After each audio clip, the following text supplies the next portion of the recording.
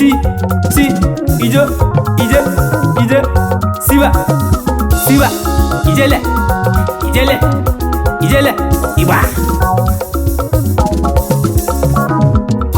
keke no gulo kalesia aruji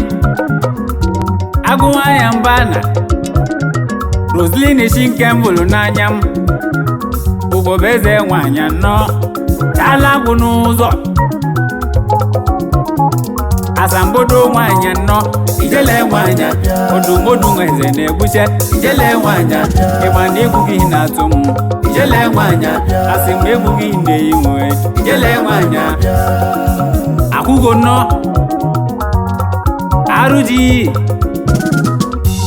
asị ngatụwa n'egwu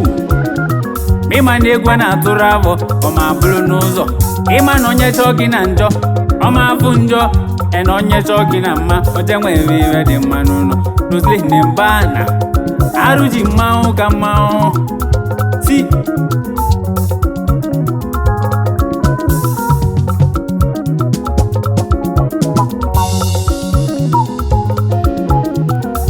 Igba ka anyị kene nnukwu mmanwụ Chukwu na-edu iweru ejima Apollo mbana Chinedu akwụ na-ebi ogwu n'ụlọ ịmalụgo n'ezi akwụ na-edozi obi n'owu mmanwụ nwata akpata akụ Chinedu oyi na-atụ mgba eke nwofe ya ịma onye kpala akụ na-eme iwe masịrị ya n'ụlọ mmanwụ na onye kpala akụ bụ n'eze nnukwu mmadụ n'ụwa lụzi nweze ekene Chukwu na-edu enedu Igbo na Germany na ekenele mmanwụ si ijele eze bilo Sunday nwali ọba ọkwa ịma na anụ nwere obi na-ejela agwụ ozi n'ụlọ na anụ nwere obi na-ejela agwụ ozi mmanwụ latest money oke mmiri n'ezolọra na pango